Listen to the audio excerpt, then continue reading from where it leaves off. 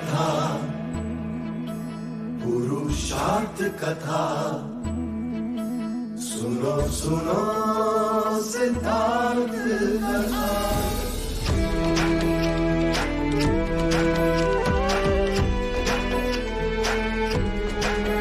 संसार में दुख का कारण क्या,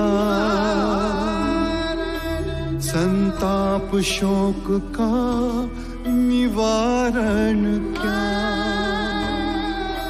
संसार में दुख का कारण क्या, संताप शोक का निवारण क्या।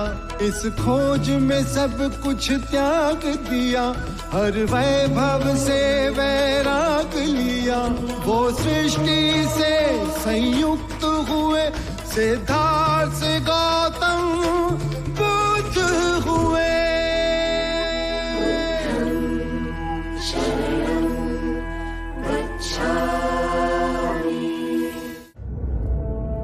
आइए, मगध के शिरोमणि परम ज्ञानी ब्राह्मण जो अब भिक्षु बन गए हैं,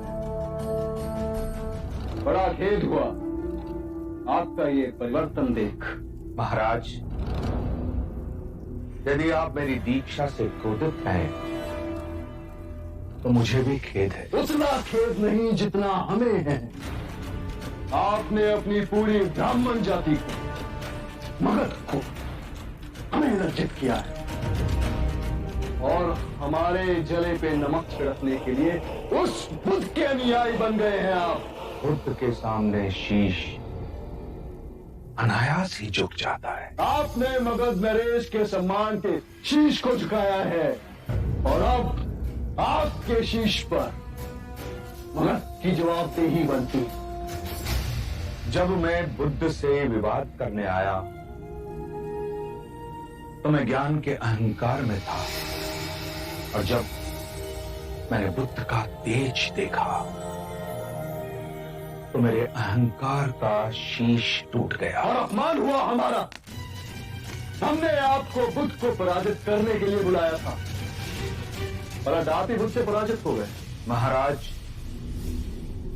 मैं संघ की शरण में इसलिए नहीं आया कि मैं आपका, जाति का, धर्म का अपमान करूं, किंतु मैं संघ की शरण में इसलिए आया हूं महाराज कि मैं जीवन में कभी परम धर्म के किसी मार्ग को पा सकूं, सुख दुख से परे शांति के मार्ग पर। तुम दुख से परे जा रहे हैं, अपने कर्मों के दंड को भुगते बिना। महाराज, आप जैसा उचित समझें करें। सागर के गर्भ में समाहित पृथ्वी पर जब हम विजय प्राप्त करते हैं तो हमारी तृष्णा और बढ़ जाती है, और सागर से परे की पृथ्वी को भी जीतना चाहते हैं। जिस प्रकार मनुष्य लोभी होता है, उसी प्रकार सागर भी लोभी होता है। वो सदैव जल की इच्छा रखता है, और जिसने अपने आप को जीत लिया उसने महाराज ब्रह्मांड को जीत लिया। अब एक और शब्द नहीं। मैंने आपको यहां धर्म की चर्चा के लिए नहीं बुलाया है। आप स्वयं को जीतने जा रहे हैं, दुख से जीतने जा रहे हैं, है ना? तो देखें कि आप दुख पर विजय पा सके। ले आओ।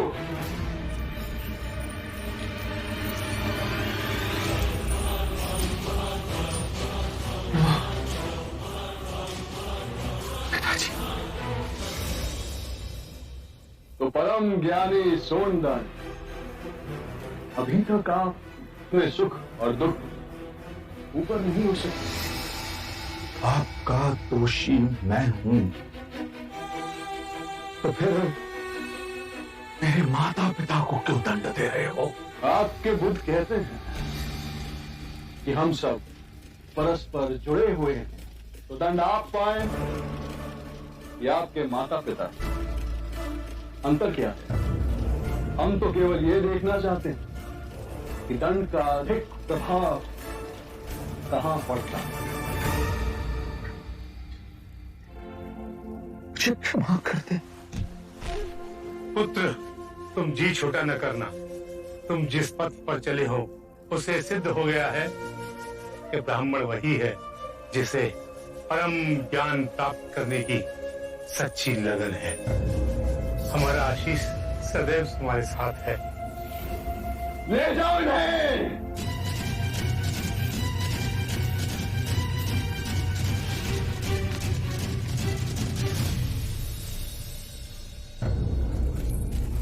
ये सैनिक हमारे साथ क्यों चल रहे हैं? हमारी सुरक्षा के लिए। वन में कई प्रकार के संकट आ सकते हैं।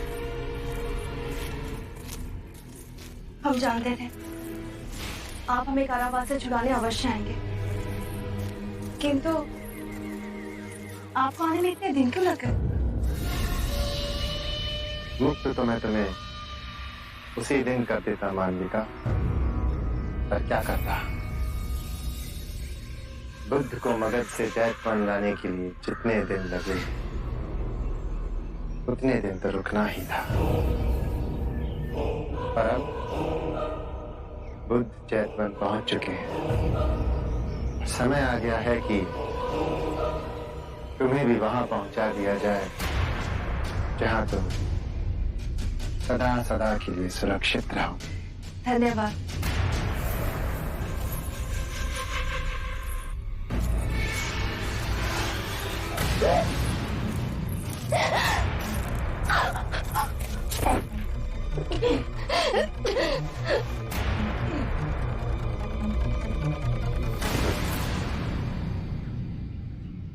जीवित रहकर तुम्हारा उपयोग हमारे लिए समाप्त हो चुका था मालविका, पर तुम्हारा शव हमारे बहुत काम आएगा।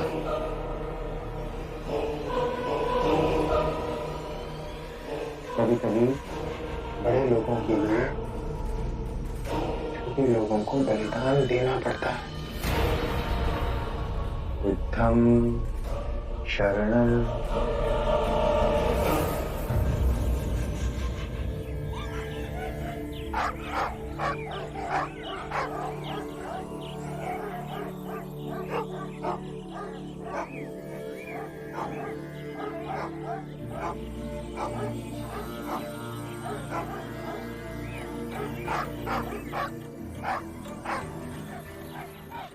सुबह से इतना शोर मचाया हुआ है कि इन पंछियों और श्वानों के कोलाहल से आपका ध्यान भंग नहीं हो रहा?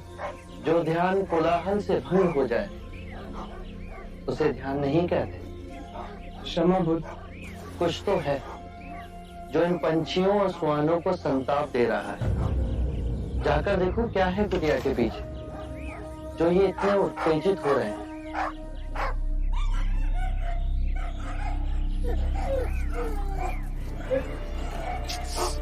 हट हट हट हट।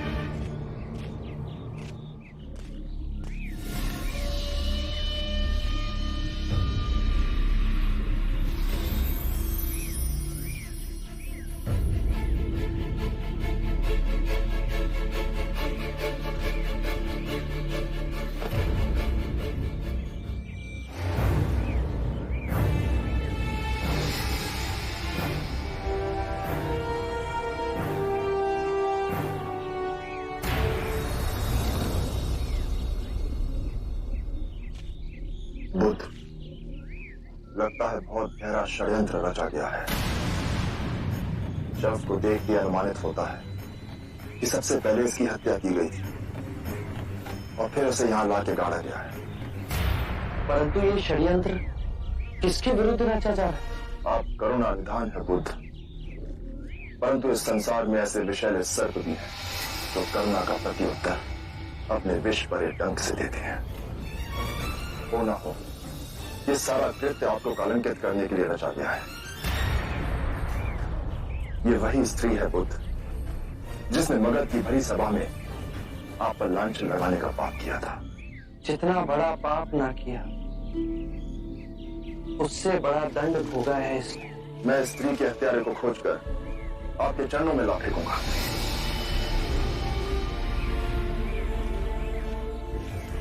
आनंद, इसके अंतिम संस्कार की व्यवस्था कीजिए।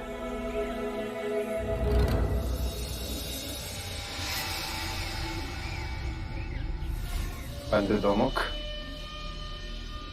कल प्रातः तक ये बात पूरे गांव में फैल जानी चाहिए। अरे सुनिए सुनिए, क्या हुआ क्या हुआ? बुद्ध की कुटिया के पीछे एक स्त्री का शव मिला है। अरे हाँ बिल्कुल, हमने सुना है कि उसे गला घोट के मार दिया गया है। बिल्कुल। हाँ क्या ये सत्य है? अरे हाँ हाँ बिल्कुल सत्य है। वाह वाह वाह, आ गए मुंह उठा के। हाँ, कैसे भोले बन के खड़े हैं जैसे कुछ हुआ ही ना हो। हाँ हाँ देखो कैसे मुंह उठा के आ हमें गए। क्या लगता है हमारा पाप छूट जाएगा? ये ढोंगी है और बिल्कुल भी लज्जा नहीं है। चले जाओ यहाँ से, चले जाओ, चले जाओ, जाओ। यहाँ पर ओम भगवते भिक्षां देहि।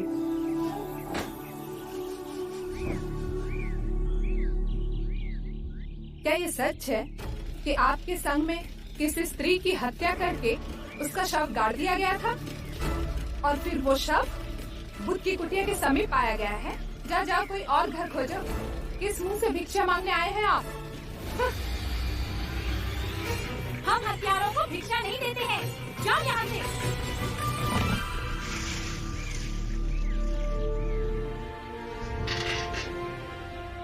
बहुत प्यासे लग रहे हैं, जल लीजिए। लोग तो कुछ भी बात बनाए, हमें बुद्ध पे विश्वास है। रुको, एक बूंद जल न देना इन पाखंडियों को। इस गांव से तुम्हारा दाना पानी उठ गया है। चलो।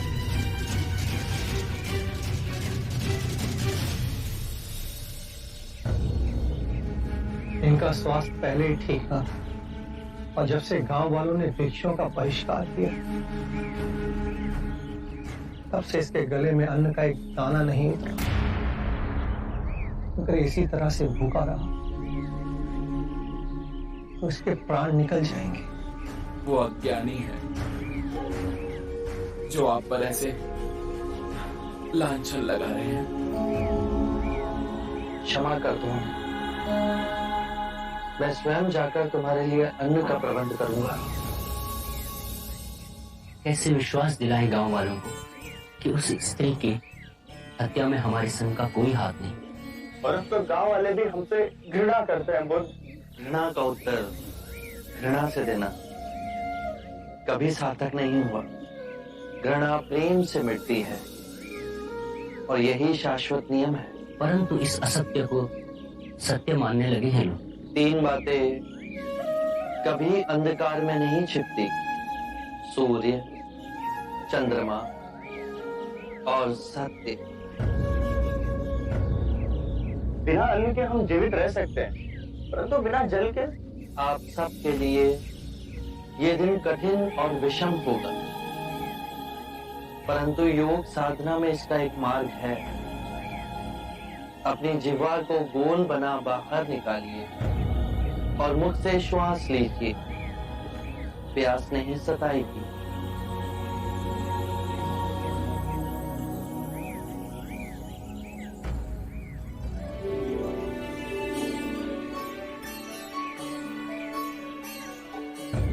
ये फलों की टोकरियां कहां से आई?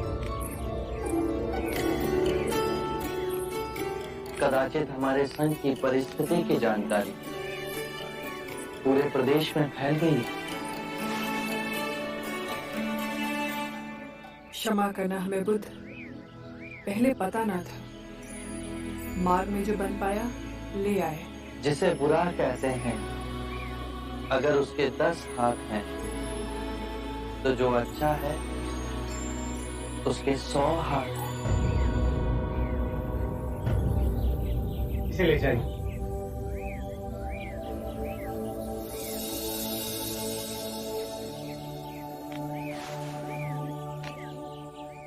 तुम्हारा यहाँ आना अकस्मात नहीं जीवक। जब बचपन में आपसे मिले तो आपकी छवि अमिट छाप मेरे मन में छोड़ गई। तक्षशिला में पढ़ वैद्य की शिक्षा प्राप्त की है जीवक ने।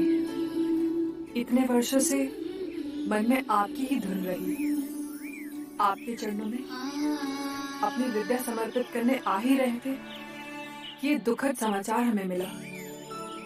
हमसे जो बन पाया ले आए। आभार तुम्हारा,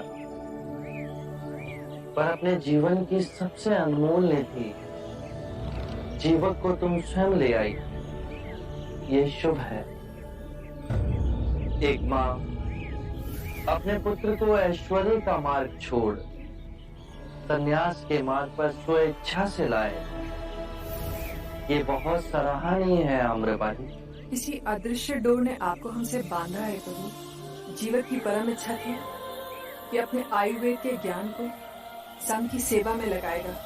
चिकित्सा की यहाँ अधिक आवश्यकता होगी यदि आप इसे स्वीकारें।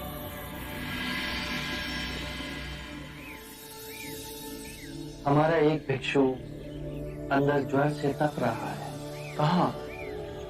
आइए, मैं आपको ले चलूं।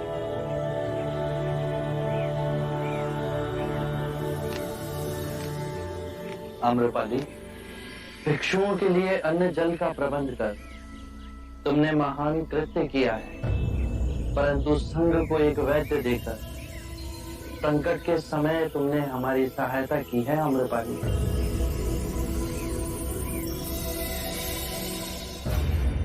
आपको विश्वास है कि मानविका के घर से हमें उसकी हत्या का कोई प्रमाण मिल सकता है? बुरे कृत्य हमेशा अपने पद चिन्ह छोड़ के ही जाते हैं। ढूंढो।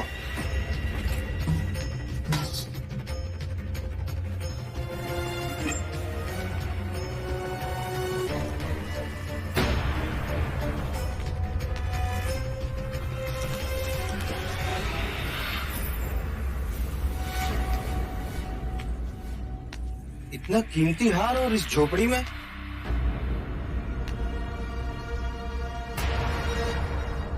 ये तो किसी पुरुष का हार है।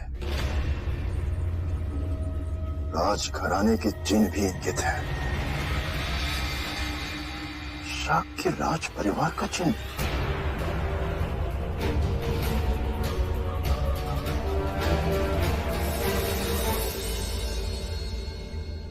ये हार हमें मानविका के घर से मिला।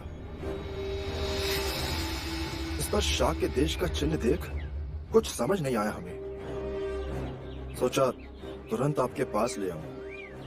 ये देख के तो लगता है कि मानविका का संबंध शाक्य देश के किसी राजस्वी व्यक्ति से था। हो ना हो, वो व्यक्ति आपको कलंकित करने की चेष्टा कर रहा है। मुनिवर, आपके अनेक भिक्षु स्वयं शाक्य राजकुमार हैं। क्या उनमें से किसी को इस हार के संबंध में कुछ पता है? आभूषणों का परित्याग किए मुझे असंख्य वर्ष हो गए। मुझे इनकी पहचान भी नहीं। मेरे संघ में कोई भी आभूषण नहीं पहनता।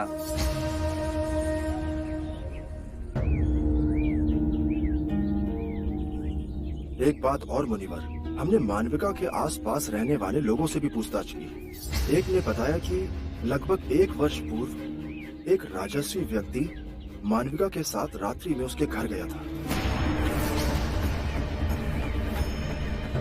बुद्ध, ये बात और स्पष्ट कर देती है कि ये सारा कृत्य रचा गया है आपको और भिक्षुओं को कलंकित करने के लिए। इस दुखदपूर्ण घटना से आपका कोई संबंध नहीं है।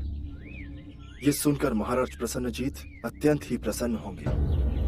मैं कल से ही आसपास के सारे गांव में ढोल पिटवाते हुए संदेश भिजवाऊंगा कि बुद्ध और उनके सारे भिक्षु निर्दोष हैं। आपके संघ को लेकर लोगों ने जिस प्रकार का विष उगलना शुरू कर दिया है, अब उसे समाप्त होना चाहिए।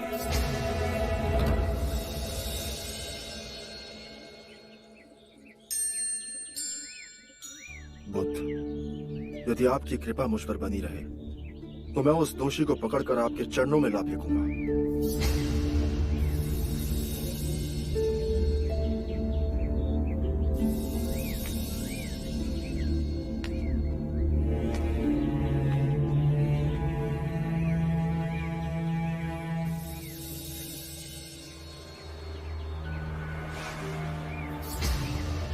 बुद्ध, 1 वर्ष पहले हमारे संग में शाक्य कुंज से दीक्षा लेने वाला तो एक ही व्यक्ति है, देवदत्त। मुझे लगता है कि इस कृत्य के पीछे देवदत्त का ही हाथ है। क्या तुम्हारे पास कोई प्रमाण है कि ये कार्य देवदत्त ने किया है? नहीं। तो फिर देवदत्त पर संशय मत करो। सत्य कभी छुपाया नहीं जा सकता। और यदि यह घटनाक्रम देवदत्त के द्वारा घटित हुआ है तो सबसे अधिक मुक्ति की आवश्यकता देवदत्त को है। और यदि देवदत्त अपराधी है तो उसका अंतर्मन उसे कठोर दंड देगा और वो इस पीड़ा से बचना चाहेगा। जिस प्रकार अंगुलीमाल का रूपांतरण अहिंसक में हुआ, उसी प्रकार देवदत्त का भी होगा। मनुष्य केवल अपनी अंतरात्मा को जगाने से बदलेगा।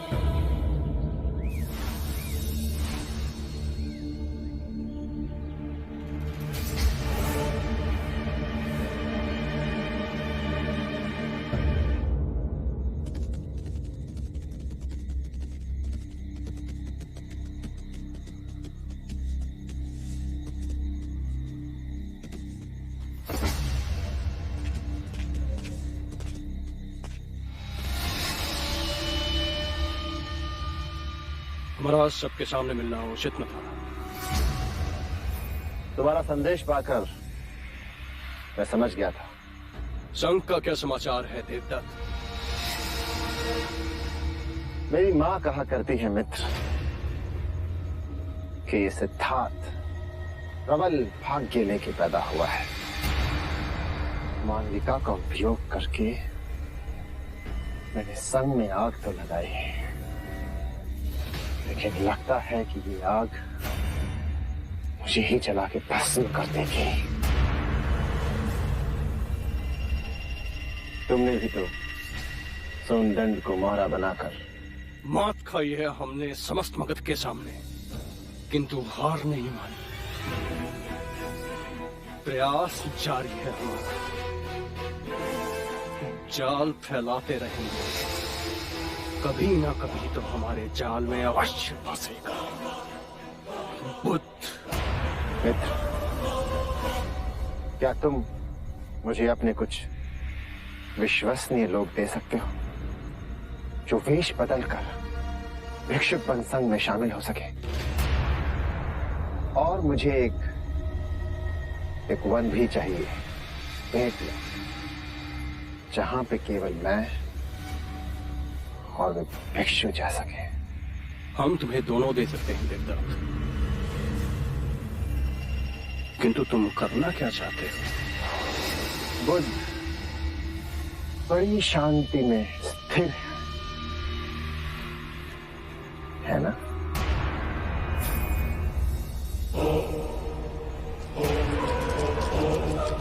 जब संघ में आग लगेगी और चारों ओर से बुद्ध को घेर लेगी, तब देखते हैं कि शांति कैसे स्थिर रहती है।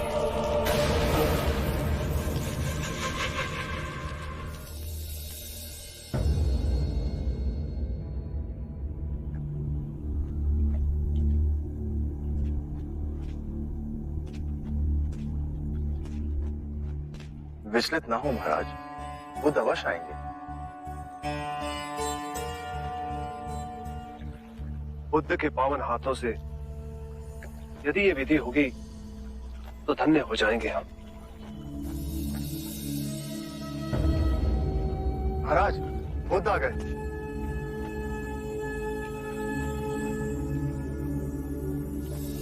प्रणाम। एक विनती है आपसे। कहिए राजन। पिछले कई दिनों से मेरे स्वप्न में मेरे पिताश्री आ रहे हैं।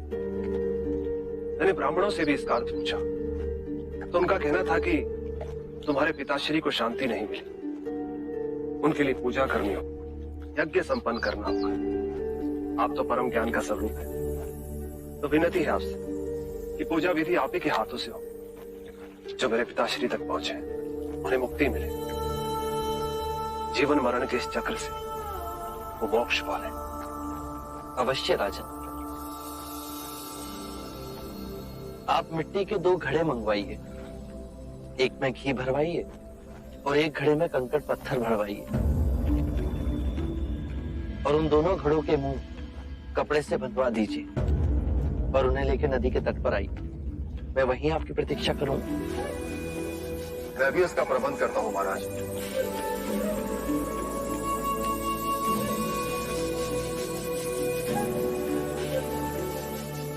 महाराज, अब आप इन दोनों घड़ों को पानी में डाल दीजिए।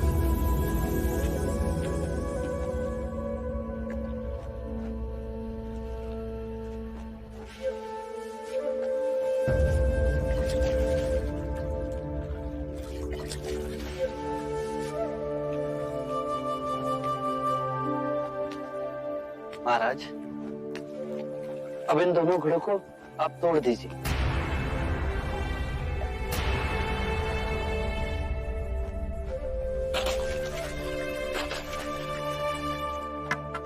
महाराज, अब आप ध्यान से देखिए कि ऊपर उठ पानी पर तैरने लगा। अब बताइए, मेरे या किसी और के पूजा पाठ करने से क्या ये घी नीचे बैठ सकता है? असंभव, ये तो घी का स्वभाव ही नहीं। सत्य कहा आपने। उसी प्रकार किसी भी पूजा पाठ, विधि विधान, कर्म कांड के द्वारा पानी के अंदर डूबे हुए कंकड़ पत्थर क्या ऊपर आ तैर सकते हैं? नहीं बुद्ध, ये तो प्रकृति के नियम के विरुद्ध है। तो हम प्रकृति से भिन्न कैसे हुए? हम भी तो प्रकृति का ही रूप है। सत्य कहा बुद्ध। एक सत्य यह भी है राजन, यदि हमारे पूर्वजों ने अपने जीवन काल में कंकड़ पत्थर बोए, दुष्कर्म किए, तो वो स्वाभाविक ही कंकड़ पत्थर की तरह नीचे बैठ जाएंगे। और यदि उन्होंने अपने जीवन काल में सत्कर्म किए, तो स्वाभाविक ही घी की तरह ऊपर आ तैरने लगेंगे। जो बोएंगे वही काटेंगे। परंतु इस शरीर रूपी जीवन काल में ही नहीं, अपितु इस शरीर रूपी जीवन काल के पश्चात वाली यात्रा में भी हम जैसे कर्म करेंगे वैसा ही फल मिलेगा। अब बताइए, इस प्रकृति के नियम को कोई पूजा पाठ, कर्म कांड, विधि विधान, यज्ञ हवन मिटा सकता है? राजन, मैं भी इसको नहीं बदल सकता। केवल अच्छे कर्म ही मनुष्य की मुक्ति का द्वार खोलेंगे। ये कैसी तलवार है आपके हाथ में, जो एक क्षण में सारे झूठ काट केवल ज्ञान को प्रकाशित करती है? ना जाने कितने जन्मों और भटकता में यदि आपकी कृपा ना होती। इस एक क्षण में आपने अपनी अदृश्य तलवार से मेरे अहंकार का सर भी काट दिया। धन्य है प्रभु।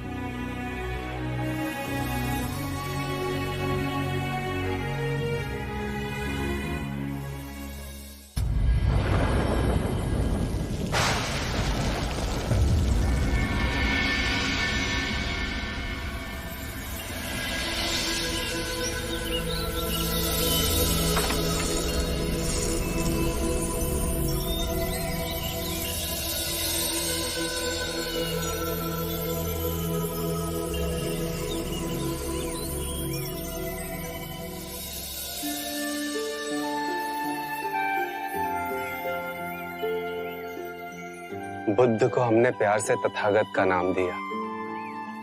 72 वर्ष की आयु हो गई है, पर क्षिप्त आत्माओं को ज्ञान का जल पिलाने वे हर दिवस आते हैं।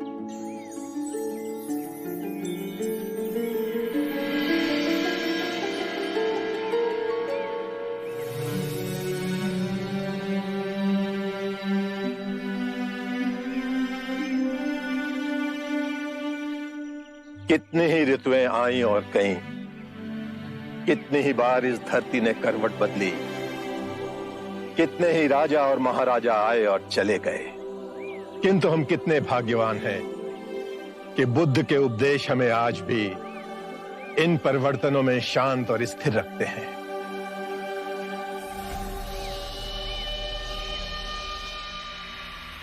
जिस बात पे आप इतना गर्व कर रहे हैं, उस बात ने मेरी चिंता को और तीव्र कर दिया है महाकश्यप जी।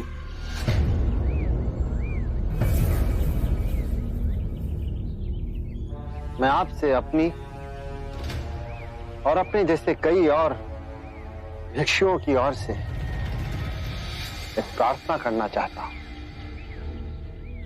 बुद्ध, हम सबका ये मानना है कि संघ की ये प्रतिदिन की समस्याओं को सुलझाने के कारण आपकी साधना बाधित हो रही है।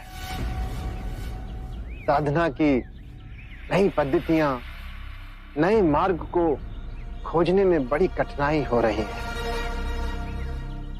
और वैसे भी पिछले कुछ वर्षों में जो घटनाएं घटी हैं, संघ में उभरे मतभेद, स्त्रियों का संघ में प्रवेश,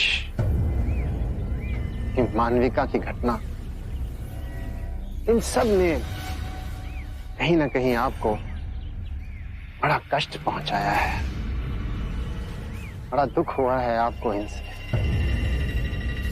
और वैसे भी पिछले कुछ माह से आपका स्वास्थ्य अब पहले जैसा नहीं रहा।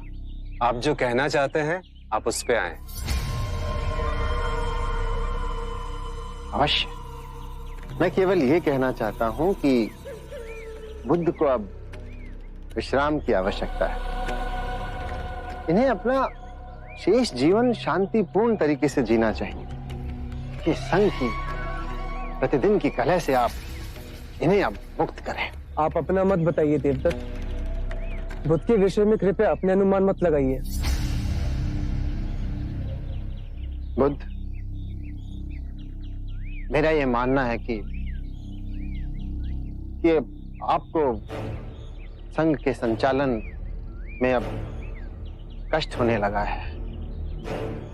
आप स्वयं को अब इस कार्यभार से मुक्त करें, निवृत्त हो।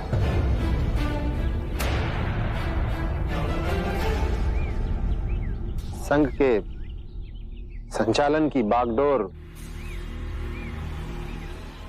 अब मैं अपने हाथों में लेने के लिए तैयार हूं।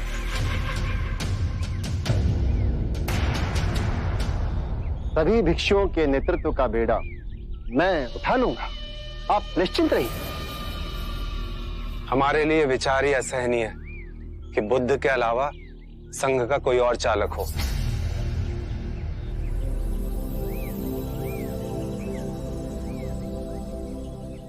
देवदत्त, तुम्हारा बहुत बहुत आभार कि तुमने मेरे स्वास्थ्य की इतनी चिंता की। किंतु मैं आप सभी भिक्षुओं को आश्वासन देना चाहता हूं कि मैं पूर्ण स्वस्थ हूं और संघ के कार्यभार को संभालने में मुझे कोई अड़चन नहीं।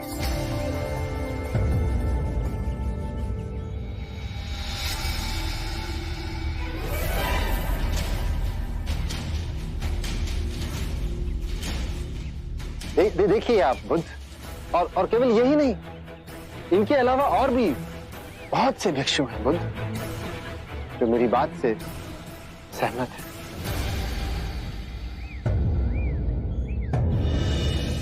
हे बुद्ध, मेरी आपसे याचना है कि आप संघ का संचालन अब मुझे करने दें और स्वयं अवकाश ले लें। देवदत्त, तुमने अपनी बात कही, अब मैं अपनी बात कहूं। आप सभी अपना आसन ग्रहण करें।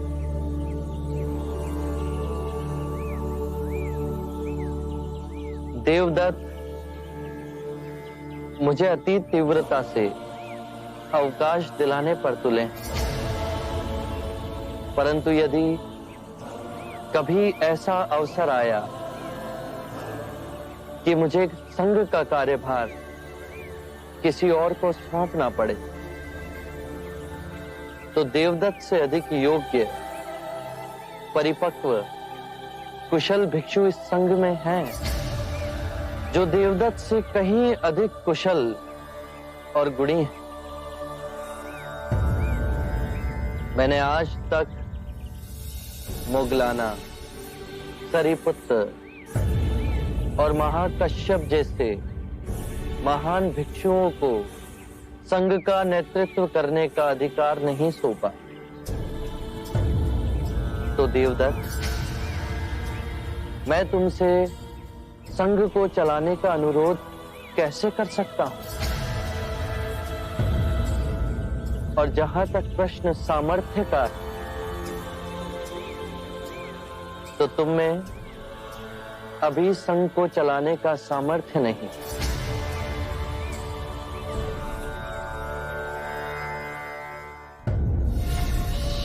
देवदत्त जी, दिल छोटा मत कीजिए। संघ की बागडोर इतनी आसानी से हाथ में नहीं आएगी। अंत में निकला तो वही ना। बुद्ध भी सामान्य मनुष्य की भांति सत्ता के लालची ही निकले। अपना आसन किसी दूसरे को देने में संकोच कर रहे हैं। ये बुद्ध जब सिद्धार्थ थे ना,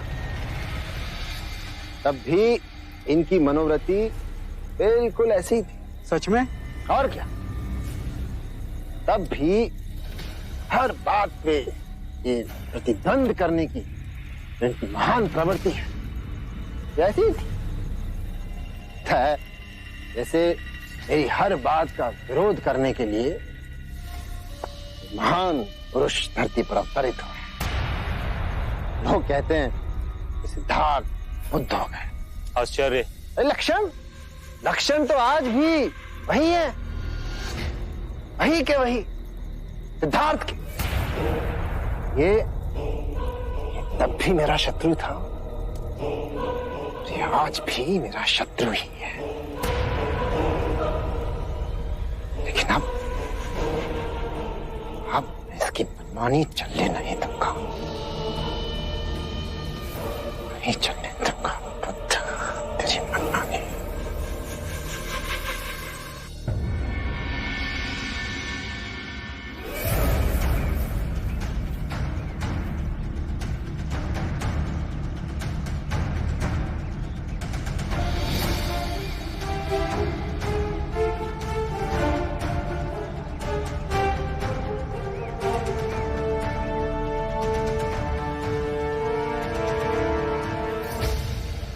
प्रिय भिक्षुओं,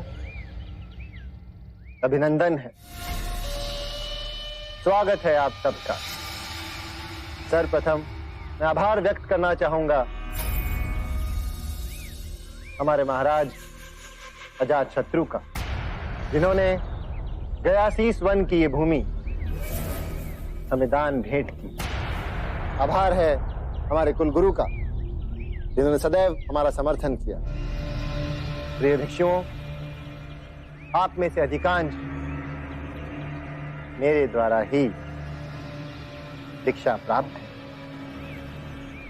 आपका गुरु होने के नाते ये मेरा कर्तव्य भी है और अधिकार भी कि अपने विचार और अपनी चिंता आप सबके समक्ष मैं रखूं। आज मेरी चिंता का केवल एक ही कारण है, संघ का संचालन। मैंने आदरणीय बुद्ध से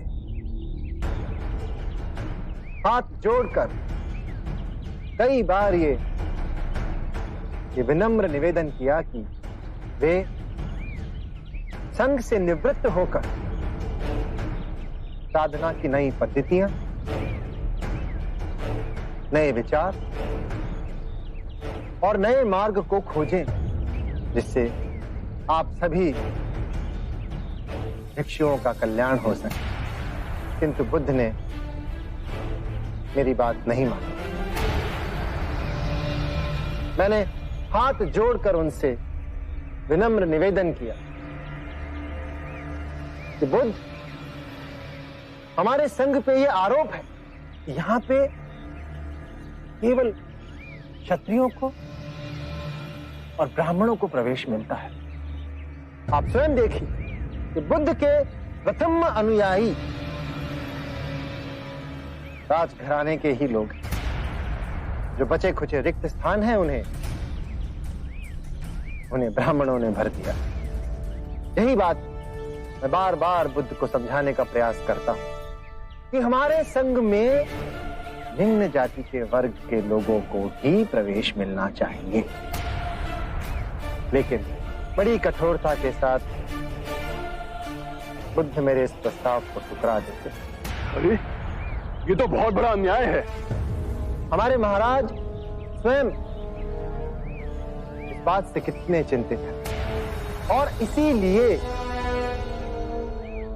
मैंने अपने समर्थक भिक्षुओं को अलग से यहां पर बुलाकर ये बात समझानी अनिवार्य समझी। मैं आपसे अनुरोध करता हूं कि कृपा करके आप इस बारे में विचार अवश्य करें।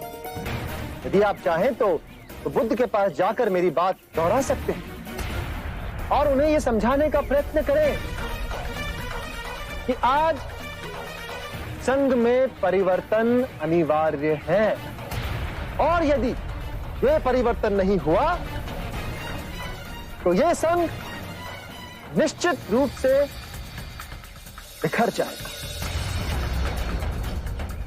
आप सब मेरी इस बात पे विचार अवश्य करें।